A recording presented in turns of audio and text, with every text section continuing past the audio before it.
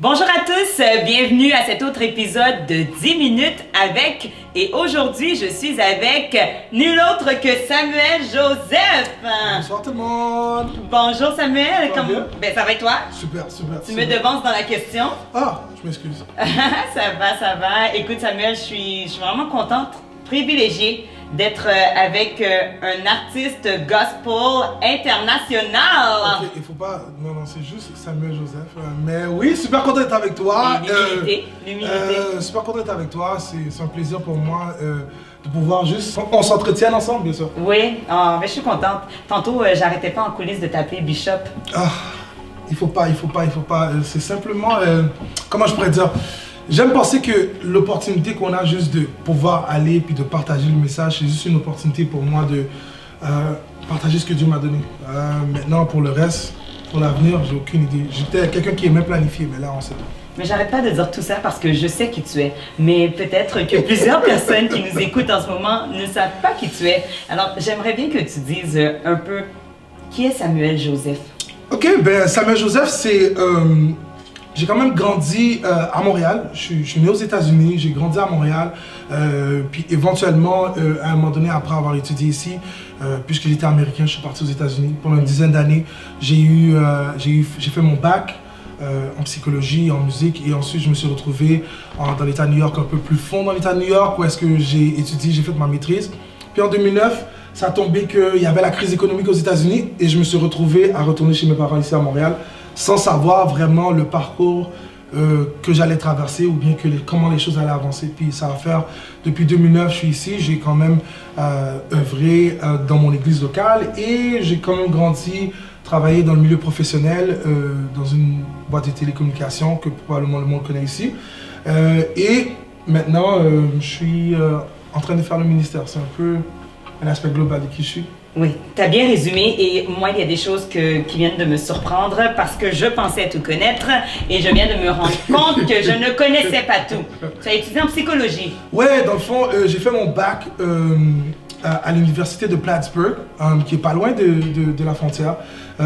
J'ai étudié là-bas en musique et en psychologie, so j'ai fait C'est deux programmes différents? Deux programmes différents, où est-ce que j'ai pris le temps vraiment d'apprendre les deux aspects, puis j'aimais parler vraiment beaucoup avec les gens, puis j'étais comme, ok, est-ce que je continue en psychologie, puis tu sais, où est-ce que ça peut m'amener et tout, fait que j'ai fait mon bac en psychologie et un bac en musique, fait que après ça, je me suis retrouvé comme en train de travailler pendant un an, puis là j'étais comme, ok, je fais quoi?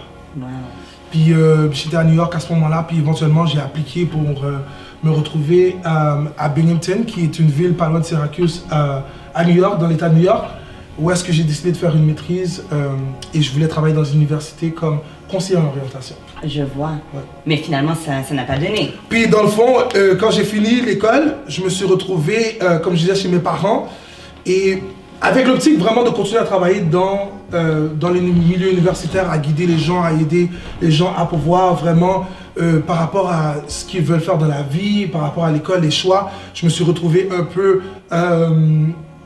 à chercher et sans savoir, éventuellement, puisque ça n'a pas fonctionné dans les deux universités anglophones qui étaient ici locales, je me suis retrouvé chez Bell Canada en train de vendre des services, sans savoir que plus tard, j'allais me devenir gestionnaire à recruter des gens dans les universités. Fait que dans le fond, mon programme m'a certainement aidé à pouvoir continuer un peu dans le milieu. Je vois. C'est intéressant, mais en quelque sorte, avec aujourd'hui, sur les réseaux, on te connaît beaucoup comme ce chanteur, cet adorateur, un emblème de la musique gospel. Tu voyages beaucoup avec ta musique également. Est-ce que tu peux nous en parler un petit peu? Qu'est-ce qui t'a poussé à...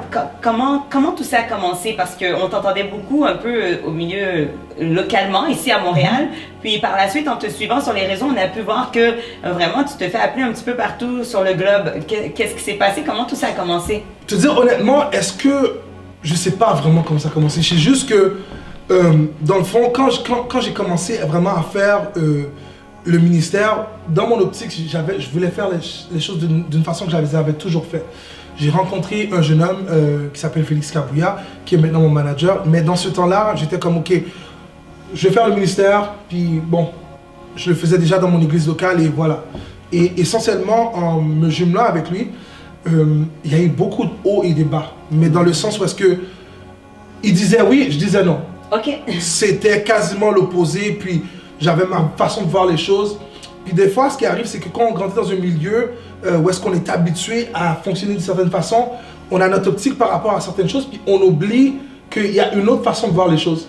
Mais lui, il était comme un peu cette autre façon de voir les choses qui m'a permis vraiment de commencer à ouvrir mon horizon sur d'autres choses. Puis ça a donné vraiment que, en nous jumelant ensemble, ben, le ministère a vraiment pris une autre tournure. Mais aussi, je pense que une des choses que j'ai appris, pendant que j'étais en train d'essayer de guider les gens par rapport à l'appel qu'ils avaient, soit par rapport à leur étude, ou bien qu'est-ce qu'ils voulaient faire, que ce soit dans les ressources humaines, ou que ce soit par rapport à prendre des services quelconques chez Bell Canada, ce que j'ai réalisé, c'est que pour moi, ce qui est devenu plus concret, c'est l'appel que moi j'avais. Et comme j'ai expliqué, dans ce temps-là, je parlais vraiment plus, j'étais plus anglophone que j'étais francophone. Toutes mes phrases, c'était impossible pour moi de faire une phrase en français sans mettre un mot en anglais. Parce que j'avais fait mes études en anglais, j'étais habitué comme ça. Puis là, maintenant, qu'est-ce qui arrivait, c'est que Dieu m'a mis dans un environnement où est-ce que j'étais en train de vendre des services à des gens à travers le Québec au complet. Majoritairement en français. Majoritairement en français. Et sans le savoir, ce que j'ai compris plus tard, c'était que Dieu allait m'appeler dans les différentes villes du Québec à parler à ces mêmes gens-là, mais plus de vendre des services quelconques, mais de parler de Dieu d'une façon où est-ce que les gens pouvaient maintenant recevoir ce que j'avais à leur dire parce qu'on parlait un langage commun. C'était comme en formation chez Bell. Sans le savoir, pour quelque chose de plus grand. Et ça, c'est quelque chose qui m'a vraiment transformé. Et pendant que j'ai développé mon langage, j'ai appris beaucoup de choses. C'est là que vraiment les portes se sont ouvertes. Mais comme j'ai dit, une des choses qui est arrivée, qui était le plus concret, c'est que Dieu m'a... Et dans mon optique, on a toujours une genre de... On veut être guidé par quelque chose ou bien on n'est pas sûr, on pense souvent que c'est le destin ou c'est quoi que ce soit. Mais ce que j'ai apprécié vraiment dans mon processus, c'est que Dieu à un moment donné m'a dit, ce que tu vas faire, c'est pour la francophonie. Et là, j'étais comme, mais Seigneur, comment je vais travailler dans la francophonie? Je suis anglophone. Je suis très fier de ce que j'ai appris et ce que j'avais. Et pour moi, c'était comme, comment je vais travailler dans la francophonie? Puis essentiellement, ce moment-là, lorsque j'ai compris que Dieu m'a appelé à la francophonie, beaucoup des chants que j'avais déjà fait dans différentes langues, je les ai traduites en français. Et là, maintenant, beaucoup des choses que j'avais fait maintenant commençaient à prendre, à se concrétiser d'une façon quelconque. Puis je pense que ce processus-là, c'est quelque chose de vraiment spécial. Et chaque personne, dans la vie de tous les jours, que ce soit par rapport à nos études, que ce soit par rapport aux décisions qu'on veut prendre, c'est tellement important d'arriver à un point où est-ce qu'on dit, OK, on fait quoi présentement? Puis d'avoir cette voix, d'avoir Dieu qui m'a vraiment mis dans une situation où j'ai compris que c'était vraiment le français, c'est là que j'étais comme, ah! Et là, c'est là vraiment que tout a ouvert, c'est ouvert. Il y a tellement de choses qu'on pourrait dire. Je sens que ton histoire a tellement de volets et c'est tellement difficile. Depuis tout à l'heure, ça brasse dans ma tête. Je me dis, vers quoi je m'en vais? Parce qu'on a juste 10 minutes et il n'en reste pas beaucoup. Mais tu vois, alors, je veux juste bien comprendre quelque chose. Alors, en ce moment, malgré ton ministère dans le chant, tu aides des gens à trouver leur voie, de ce que je peux comprendre. Oui, effectivement. Dans le fond, je me suis retrouvé comme chez Bell et j'ai monté les échelons de plusieurs différents postes. Et je me suis retrouvé dans un poste de cadre où est-ce que là, je me retournais dans les écoles, dans les universités que, originalement, j'avais pas été, qui n'a pas fonctionné en 2009. Mais là, je me retrouvais dans ces écoles-là à recruter des jeunes pour des postes de gestionnaire chez Bell. Ah, c'est super. Et ça, c'était mon emploi de rêve. Je me retrouvais à faire ce que j'ai toujours voulu faire, recruter des gens, les guider par rapport à ce qu'on avait à offrir. Et essentiellement, ça tombait que il y a 2 ans de cela, Dieu m'a donné une nouvelle dimension, m'a appris que c'est le moment de changer un peu le cadre. OK. Et j'ai arrêté de travailler chez Bell. Je vois, là tu as temps plein dans la musique. Exactement. OK. Exactement. Mais aussi, je veux pas terminer sans le dire parce que sur les réseaux là, je vois que Samuel, oui, tu es connu de beaucoup et tout, mais il y a ton épouse là-dedans que tu aimes bien filmer. Ah, écoute, moi, écoute, à la fin de la journée, je suis un homme de famille. J'aime beaucoup ma femme, j'aime beaucoup mes enfants. Tes deux garçons. Mes 2 garçons. Avec toi. Mes 2 garçons qui sont toujours vraiment impliqués, puis il y a une réalité qui vient aussi lorsqu'on voyage comme ça. Souvent, c'est parfois difficile de créer, et spécialement quand ils sont jeunes, les enfants. Tu veux vraiment créer un environnement pour les permettre de vraiment s'habituer à toi. Et tu réalises que parfois, des fois, le départ ou les voyages pendant 10 jours, ça commence à prendre une ampleur sur la vie régulière de l'enfant, fait que ça devient difficile. Fait qu'il faut créer une amitié, mais j'aime beaucoup la famille. Je suis un homme de famille, fait qu'à la fin de la journée, pour moi, lorsque je suis à la maison, c'est vraiment leur temps.